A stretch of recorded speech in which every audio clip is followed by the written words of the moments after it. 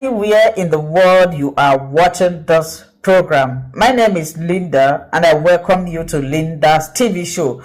If it is your first time and you like what you are seeing, kindly subscribe, put on your notification bell to all notifications. This will enable YouTube to recommend and suggest our videos to you.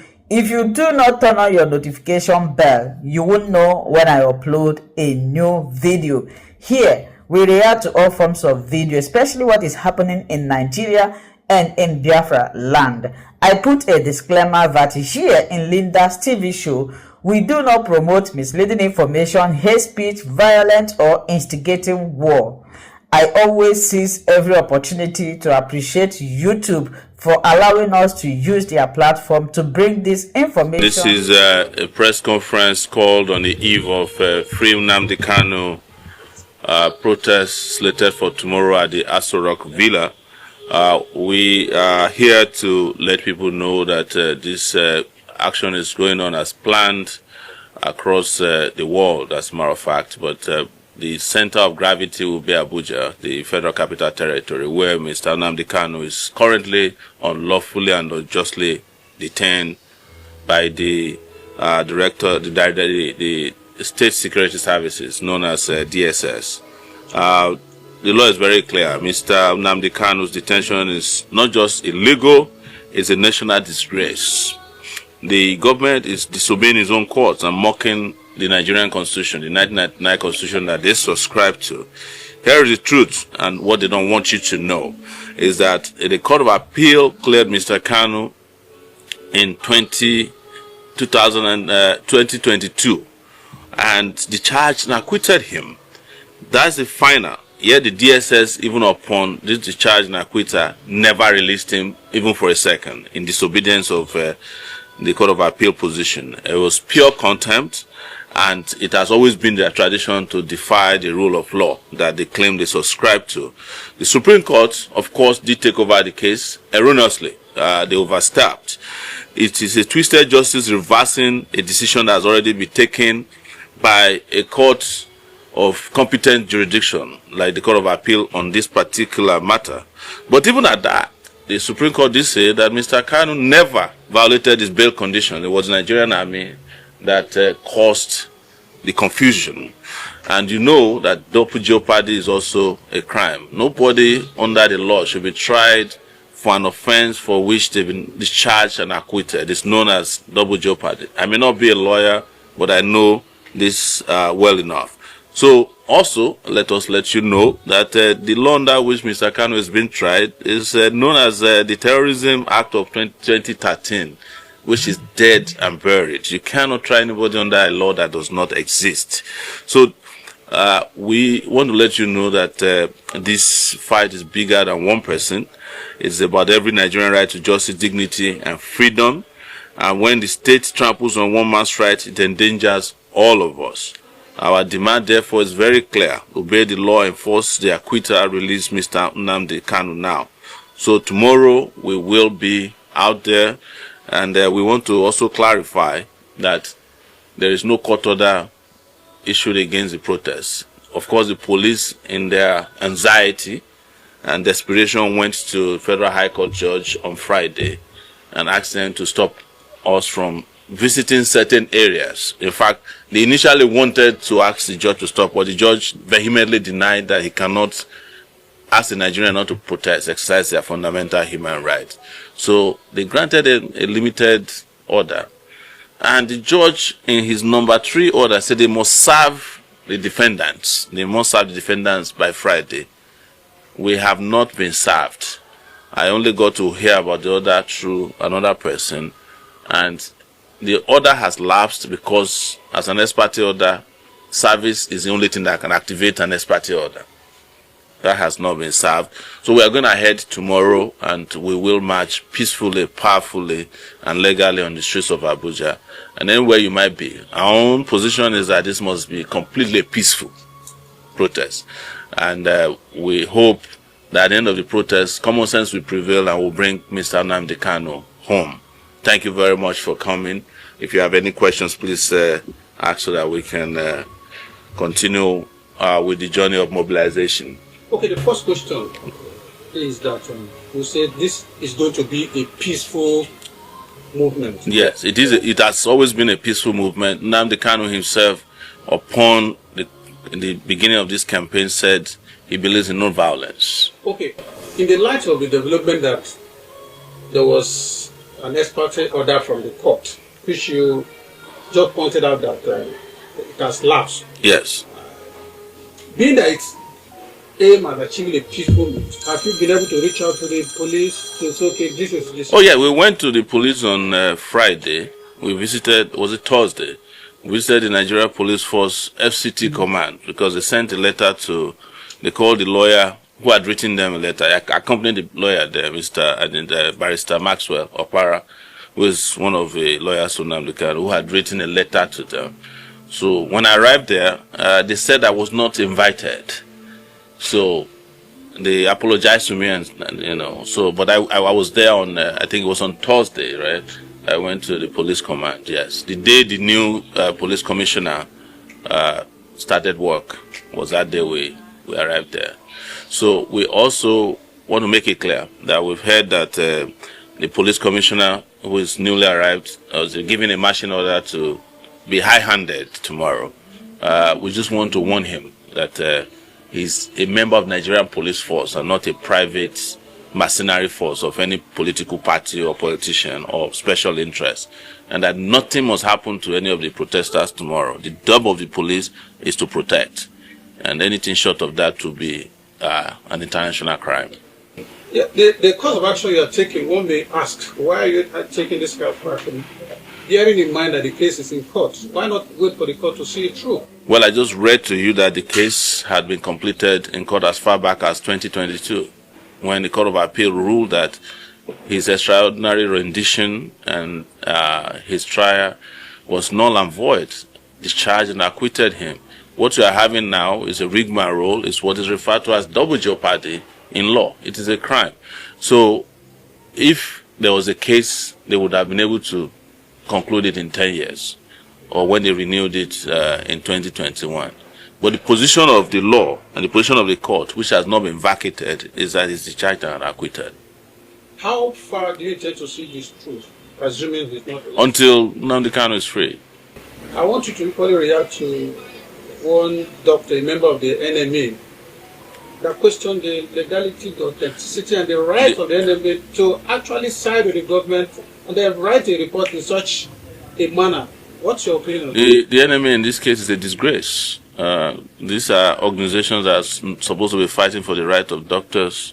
I think maybe all the doctors with common sense has left the country. So we are left with those who can't think for themselves. Otherwise, the NMA I used to know under Dr. Bekor and Sonkuti would never have sided with injustice. Are you going to use the court to contest that position? Absolutely. I'm not a lawyer. He has a very solid legal team. We are just providing a solid team, as citizens of conscience who are appalled by the continued trial and the violation of Mr. Nnamdi Kanu's rights and those of his organization. That's what we're here to do, because we are all one, all of us who are oppressed in this country. Does this case, Nnamdi Kanu's case, does it equally now validate the fears in Nigerians that they have no hope in the judiciary? Yes, it's I'm in a better position to tell you, because I also get unjustly tried by the Nigerian state through our court system. Just 2 weeks ago, I was in 1 week charged to court for offenses that were not only nebulous, frivolous, but violated even my own personal dignity, and they were done by judges. So this is also a challenge to our judges and the Nigerian judiciary to go back to doing the work of what is just and legal. Finally, what would you say to those who are nursing the fears that the court has made a decision, the police will go high, and then they shouldn't? No, there's no decision, let's be very clear, there's no decision from the court not to protest. The only order that was given to the police, which we just saw today, said, don't go to ASOROCK and don't go to certain sensitive buildings, according to them. But We have told you the position of the law regarding an ex parte order obtained but not served. You can only activate an opt-out. And the judge was very clear. Serve the defendant by Friday, the close of business. Nobody served us. Even though I was at the police station myself. I think I was on the police station on Friday. I wasn't served. I was at the H0T command on Friday. Same day they were obtaining their court order, their fake court order. I have a very strong message. I don't think this message is mine, but it's probably gonna have to just come through me. This message is for every single individual out there who is propagandizing over the innocent blood of Christians that have been violently poured out in Nigeria. I'm not ashamed to say that God said I should tell you that you will be judged very harshly. And it's not later. He says, now you are going to become like men who dance naked on the street in the village square. He says to tell you that your shame will be announced to the whole world. You will be disgraced in a way that you will hardly ever be able to recover from it. Now, forget about what happened recently that everybody knows about. This message directly is to people who are right now propagating the lies around this genocidal murder of Christians in Nigeria. Look at my eyes. I'm about to clock 24 hours without a single sleep. There's nothing else keeping me up but this. God literally told me, he was like even begging me, I have to confess, to go and drop this message. If you look around you right now in Nigeria, you can see the preachers, most of them are silent. The bishops, the big senior pastors, prominent ones, church leaders, even Christians, because the enemy has sent some ahead to use propaganda on their minds to confuse them. For others, it is the threat of harm that is holding them back. And when the pastor or the church leader is threatened and they grow cold feet, the same cowardice, like an oil of shame, drops down to every single member of their ministries.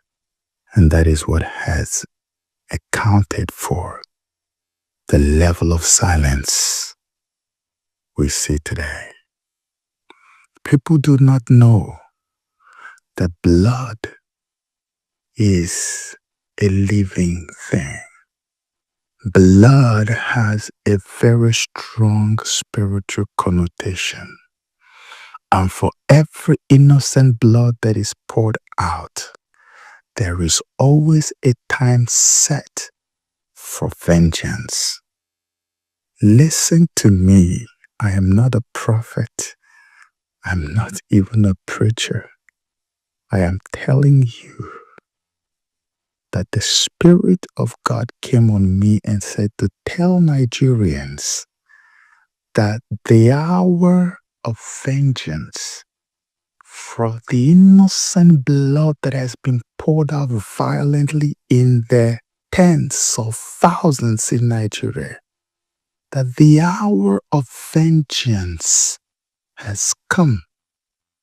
If you see this video, if you hear this video, spread it, share it.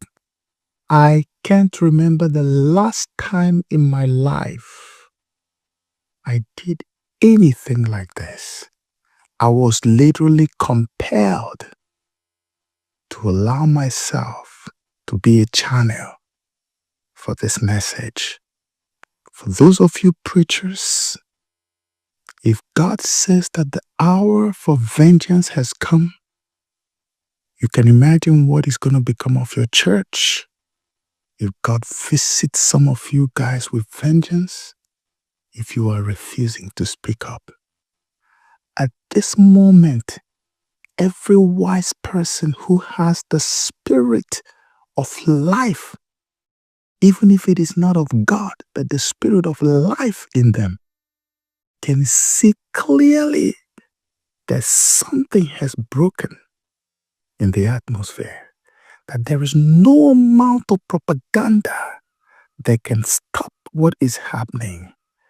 God has released,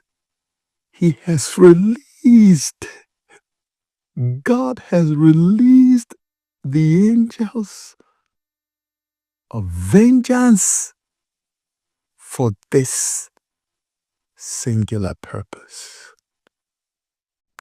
If you're one of those who are allowing yourself to be used to propagate lies that you know are lies, if you think that this video is just a PR stunt, watch out what happens.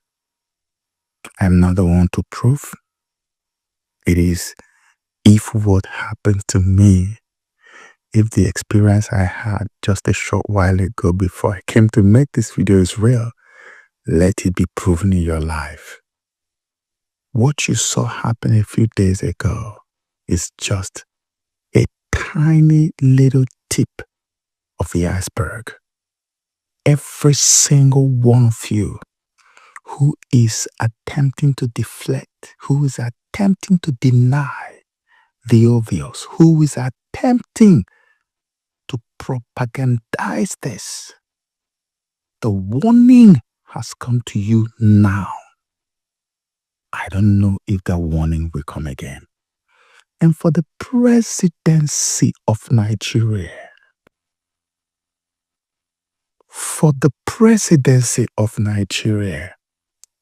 if you continue to oversee this that is happening to believers, especially at a time that vengeance has been activated, if you don't swing into action right now, I'm not saying later, you don't even have any time left to think about it.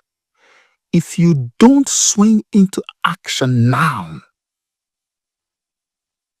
everything you are hoping for the future of your career will be decided in the shortest possible time ever. A tsunami like you have never seen before, an erosion like you've never seen before will come. These are not my words. It took a lot for me to come out to do this. But I'm telling you right now that it is the time for vengeance. It is the time for judgment. Let's wait and see what happens next. If this is true, or if it is just some hallucination going on somewhere. God bless you. Look at it. Bandits can go around in motorcycles, right? Yeah. But have we not been talking about Nnamdi Kanu for a while? So you can see the kind of country. All want a country that forgets the past. Let's forgive them. Let's forgive them. Let's see the kind of country we are going to build. But Nnamdi Kanu, no, he must suffer. He must suffer. So let's continue with the hypocrisy. Why Oseni, God will surely bless you for speaking out the truth. The things that is happening in this country is alarming. Lives cut short. And this sort of insecurity is what we are seeing. We're seeing it in different states. I've just talked about the peace deal pact in Katsina State. Now we are seeing this story from Abia State. We have a picture of a young man also who's going to be buried, I believe, this weekend. Really sad situation. You see, Oji, I want a sane country. I don't want a hypocritical country. And that's why yesterday I challenged President Tinubu on the show. And if he wants to do more pardon, I can give him some names. Shäking is one of them. Lawrence Anini is another one. And we can also put in the names of top criminals that destroy people, because we want a society that is not vindictive. If in the case of the person pardoned, I repeat, if they are not high up there, that they can even have access to the president, will that pardon happen? We're talking about a society that calls for fairness. And that's exactly what's happening in the North. Look at it. Bandits can go around in motorcycles, right? Yeah. But have we not been talking about Nnamdi Kanu for a while? So you can see the kind of country. All of this is not an offense.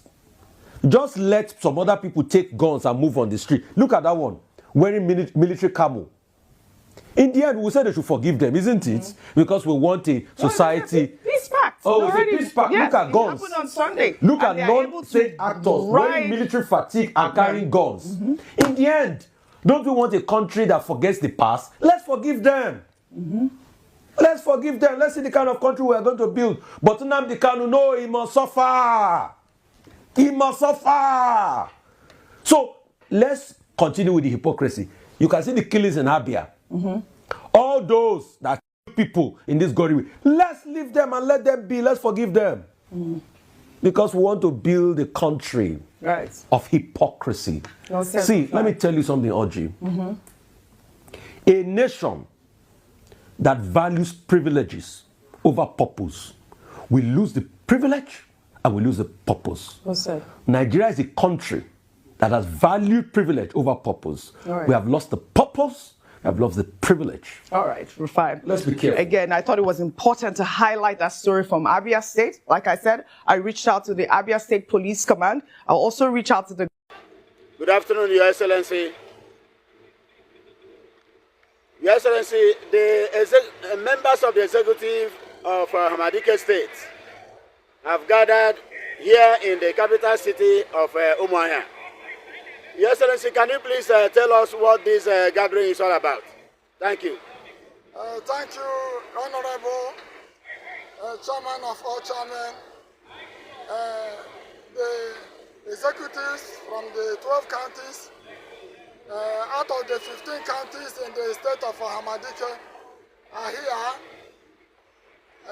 in preparation of the protest that is going to take off on Monday, the 20th day of October 2025. We want to let the whole world know that as it stands now, enough is enough of holding our leader, Mazen Nnamdi Kanu. Enough of this shenanigan from whoever that think that they have made himself God over us. We are no more interested in knowing what they want to do. As we protest from Monday, we want to send a message to the whole world that we will not stop the protest till they release our leader. Failure to which the protest will continue. We are not going to obey any useless order from the kingdom of darkness. Order from the kingdom of mad people who believe that there is no God. We are tired of their useless act of indiscipline. As far as they have the God to remove criminals, murderers, and those drug barons from prison, and only that our leader say, allow my people to be, they continue holding him. That war that Tinubu is looking for, that civil war is going to start now. Yes. That civil war is going to start now. Yes. Tinubu is going to know that there is a tribe on earth known as Igbo tribe. Yes. We will not take it anymore. Yes. We are going to take over our land. Yes. From Monday, whatever God that Tinubu worship, we are going to know whether that God is the God of Israel. Yes. We are going to know whether that God is the God that created heaven and earth. Yes. We are warning him for the last time. We are taking over our land. Yes. We are taking over our land. Yes. We are taking over our land. Yes. This is final warning to Tinubu and all the criminals that believe in what he's doing. We are passing this message to the United States of Biafra government. From Monday, we are the state of Ohamadike. Ohamadike have risen, and we are going to take over our land. Not only Ohamadike, we are taking over the whole Biafra land. We are taking over the whole Biafra land. There is no crime in saying we will be on our own. Tinubu is a Yoruba man. Tinubu is a Muslim. Tinubu culture is not our culture. Tinubu does not have the same tradition with us. So we have nothing. That say together that is by force must stop now. That say it together that is by do or die must stop now. That war that they called the cost program on us from 1967 to 1970, that is hungering them. We start again now. It will start again now. It will start again now. Tinubu should release our brother. Tinubu should release Nnamdi Kanu. Tinubu should release Nnamdi Kanu. Tinubu should release Nnamdi Kanu. Tinubu should release Nnamdi Kanu. We have no business with him. We have no business with him. That is our message to United States of Biafra. As we go out now to pass this message, let the whole world bear us witness that enough is enough. Shalom, Umu Chineke. Shalom, Umu Chineke. Shalom. Thank you very much. Thank you, Your Excellency. Hello, my wonderful people. As we have finished watching this interesting video, please, I want to see your comment, your contribution, your opinion in the comment section. Like I said earlier, let us do it constructively. Tell me what you think about this video that you have just watched, and also about the platform. If you haven't subscribed, what are you waiting for? Please remember to subscribe, put on your notification bell, share this video, and remain blessed.